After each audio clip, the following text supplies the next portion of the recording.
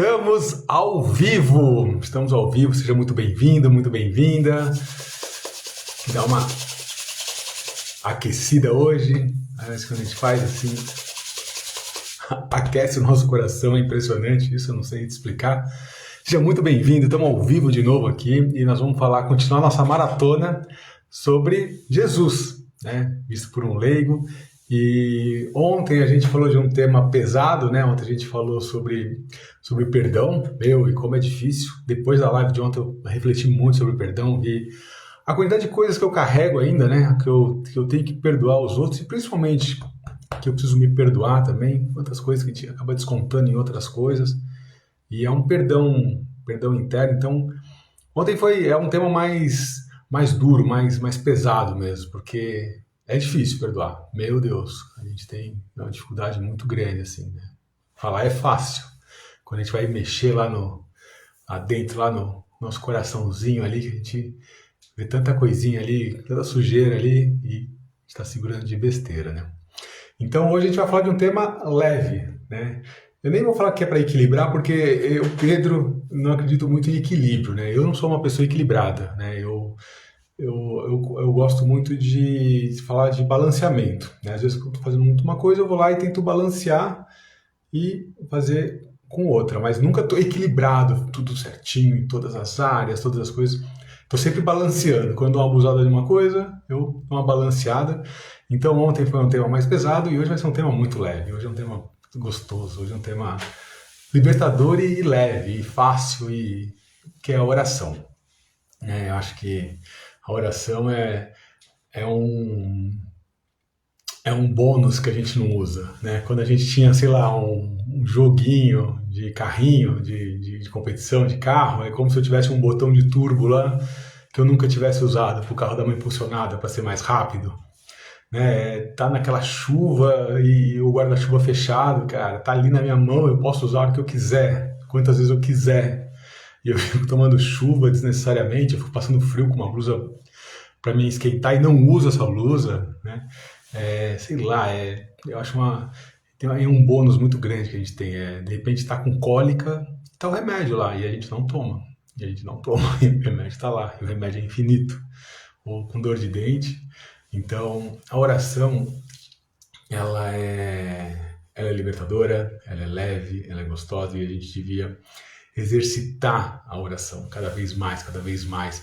E Jesus fala, né, na Bíblia muito sobre oração, né? Ele mesmo reza muito, né? Ele vai para o deserto várias vezes, né, que ele se afasta.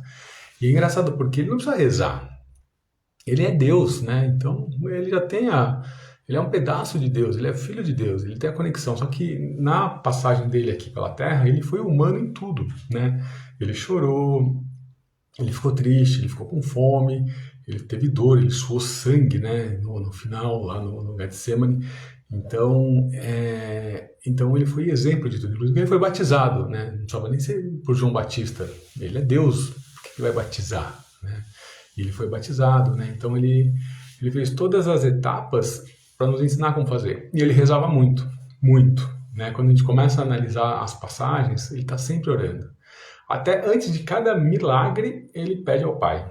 Até na última ceia, ele mostra pra gente essa conexão, né? Ele fala, gente, usem essa conexão. E ele ensina a gente a rezar, ele vai falar até sobre o Pai Nosso. A gente não vai ler sobre o Pai Nosso hoje, que acho que vale a pena uma outra live só pra gente falar do Pai Nosso, mas uma live que ele ensina a gente a rezar. Quando eu morava em São Paulo, eu estudei meu colegial no mosteiro beneditino, na Ordem de São Bento. E é muito legal, porque lá são os monges e eles vivem em clausura e eles não saem do mosteiro, eles só rezam. Eles têm lá a rotina de rezar, acordam de madrugada, rezam. E na época eu não entendia isso. E hoje eu vejo, cara, o importante da oração, né?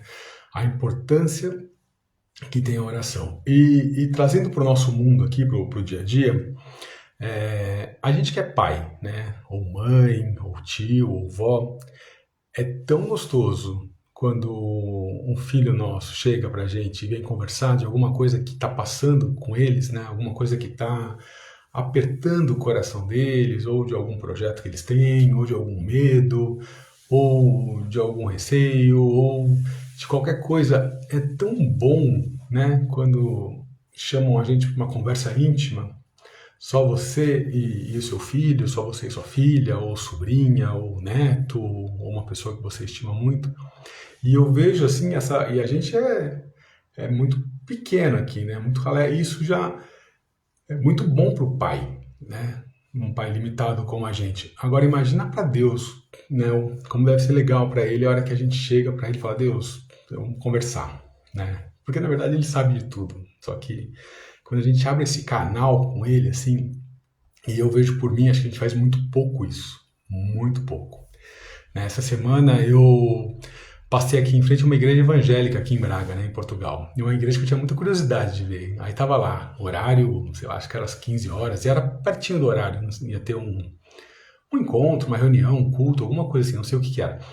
Aí eu fui lá, cheguei um pouquinho antes, entrei lá na igreja, tinha o pastor e tinha mais uma pessoa, a gente era em três. E aí deu 15 horas e era só nós três. Gente, o pastor fez uma oração tão bonita, tão verdadeira, assim, ele pediu para nós levantarmos, fomos lá na frente, ficamos três lá, ele falou assim, o que que é? É doença, é família, é financeiro, o que que você tá, o que o teu coração tá apertando, foi falando de cada um. E aí ele foi rezando, ele foi falando uma conversa, mas uma conversa simples com Deus, sabe? Uma coisa gostosa, assim, deu uma paz, assim, ele foi... E aí ele, nossa, parecia que ele estava lendo a minha mente, assim, porque você tem essa dúvida, ele tem isso aqui, antes era assim, agora não é mais. Falei, cara, que susto, que impressionante, assim, essa conexão. E muito legal. Nossa, falei, cara, a gente usa pouco da oração, né? A gente não usa esse bônus que a gente tem.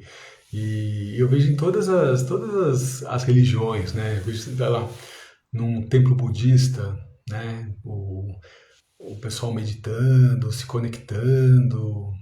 Cara, é lindo demais. E eu tenho certeza que devem sair muito melhor daquilo, né? Quando você vai, sei lá, num centro espírita, que você recebe um passe, né? Então tem uma pessoa lá que fica rezando por você, que fica te energizando, quer dizer, ela fica te conectando com o divino, ela fica limpando, tem alguém orando ali por você, e é muito legal, e as pessoas saem muito leves, né? Funciona mesmo, né? Tem essa parte energética, tem essa parte de conexão, tem essa parte de...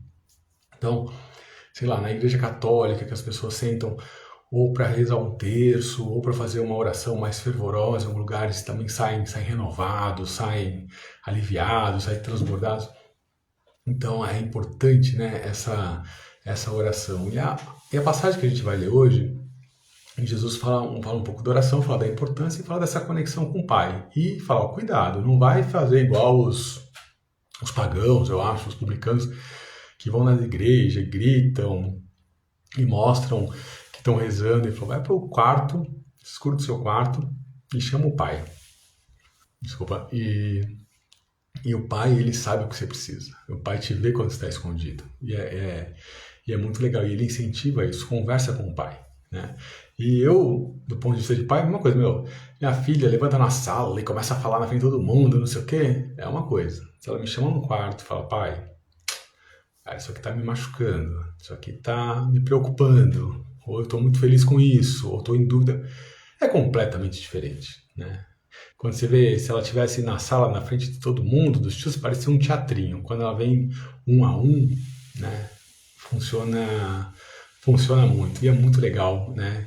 Parece que quando ele vem, quando a minha filha vem conversar comigo, a gente dá mais atenção e a gente se conecta mais e a gente se esforça mais para ajudar a resolver, do que só um showzinho na frente de todo mundo. Então a leitura de hoje que a gente vai fazer é de Mateus, capítulo 6, e a gente começa aqui no versículo 5. Antes dessa passagem, Jesus vem falando da hipocrisia, sabe? O pessoal que a esmola, ele pede para que a mão direita não veja o que a mão esquerda dá, para não pedir para tocar em trombetas quando você for doar alguma coisa. Ele vem numa linha já explicando como que você deve se... sugestão de como você se comporta em ambientes públicos, em ambientes religiosos, né? Que você não use a religião, ó, desculpa, você não usa a oração para se gabar dela, mas não, é um momento seu com Deus e ninguém precisa ficar sabendo disso, né? Então ele vem falando da oferta, vem falando do, como é que chama, da esmola, e aí ele começa assim, a gente vai ler assim no capítulo 6 a partir do versículo 5. Chama-se Relação com Deus. Olha que legal, também não tinha visto o título aqui. Quando vocês rezarem, não sejam como os hipócritas, que gostam de rezar de pé nas sinagogas e nas esquinas para serem vistos pelos homens. Quer dizer, você não precisa ser visto pelos homens, né? Eu garanto a vocês, eles já receberam a recompensa. Ao contrário, quando você rezar, olha que legal isso aqui. Entre no seu quarto, feche a porta e reze ao seu pai ocultamente. E seu pai, que vê o escondido, recompensará você. Legal, né? Então, ele mostra para a gente realmente essa conexão. Quando vocês rezarem, não usem muitas palavras, como fazem os pagãos. Eles pensam que serão ouvidos por causa do seu palavreado. Legal demais isso aqui. Não sejam como eles, pois o Pai de vocês sabe o que é que vocês precisam. Isso é transformador. Ou o meu Pai sabe o que eu preciso. Né? Talvez ele só queira ouvir, só queira que eu tenha consciência.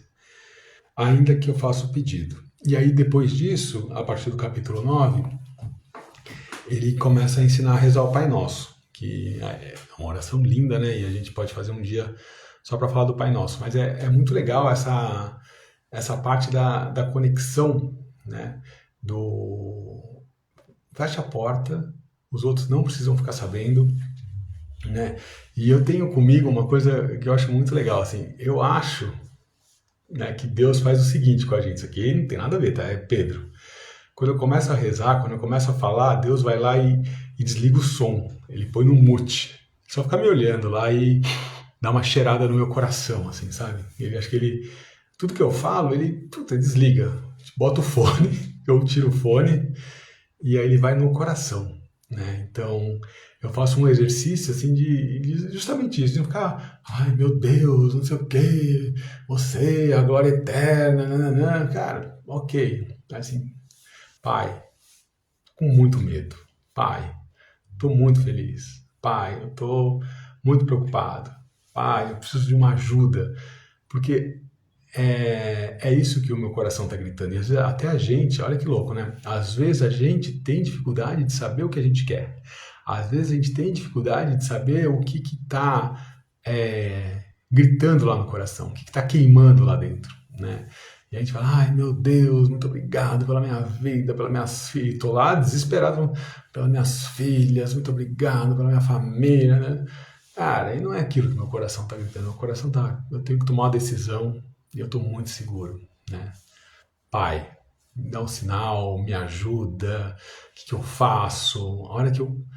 É engraçado que uma conexão com Deus leva uma conexão comigo mesmo, né? Então, quando eu consigo identificar o que eu quero, o que eu preciso, não em palavras, mas o que o meu coração, né?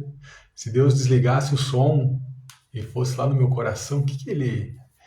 Qual é o medo? Qual é a alegria? Qual é o agradecimento? Qual é o pedido? Qual é o desespero, né, que estaria pulsando lá, atrás dessas palavras? Então eu penso que a oração verdadeira, por isso que Jesus fala para você fechar a porta do teu quarto, porque aí você consegue se ouvir, né? Até no escuro, quando você não vê mais nada, não ouve mais nada, aí você consegue olhar para dentro. E aí quando você vai lá dentro buscar, você fala, nossa, cara, é isso que eu preciso. E o pai sabe, mas a hora que você tem consciência e você conversa com o pai sobre isso, né, a resposta vem. A resposta vem e aí é fantástico, né?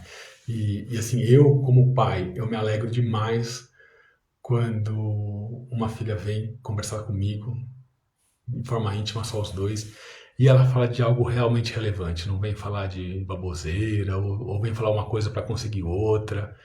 Quando ela vem assim, quando ela se entende, se descobre e fala, pai, é isso aqui, ó, isso, sabe, essa simplicidade gera uma conexão entre pai e filha, que é fantástico, e eu acho que essa simplicidade, quando eu vou lá no coração e vejo, e aí eu gero uma simplicidade com o pai. Então, E isso está disponível para a gente e a gente não usa, né? A gente tem esse bônus o tempo todo lá e a gente não usa, né? Então eu venho aqui fazer esse convite para a gente orar. E aproveitando esse tema de oração, eu acho uma outra coisa que vale demais é quando a gente reza por outra pessoa. Nossa, e quando é de verdade, né? Quando a gente pede para alguém, eu penso que isso tem um valor assim absurdo, absurdo, né? Essa semana também aconteceu um outro fato comigo. Nós estamos na semana de Páscoa aqui em Portugal e é férias das crianças na escola, então elas têm saído bastante, tem na casa dos amigos. E outra noite a gente saiu para buscar as crianças na casa das amigas, crianças, né? As nossas filhas na casa das amigas lá. E aí a gente buscou a Maria Fernanda e aí quando a gente estava indo buscar a Malu, ela pediu, falou: "Ah, posso ficar mais?" E a Pera falou assim: "Ah, acho que não, tá bom." E olha que legal, a Mafê, que já estava no carro com a gente, a Maria Fernanda, ela falou: "Pai, mãe, deixa ela ficar um pouco mais. Ela tem sido tão legal, ela tem feito isso, tem feito aquilo." Ela foi fazendo um resumo de todas as coisas da irmã. Falou: "Pai, ela merece ficar." Gente, gente, cara, isso tem um peso. Quando você pede uma coisa para você mesmo, tem um peso. Quando vem uma outra pessoa desinteressada ali, porque ela não queria ganhar nada com aquilo, ela queria só, sei lá, praticar justiça ou fazer uma coisa que ardia o coração dela.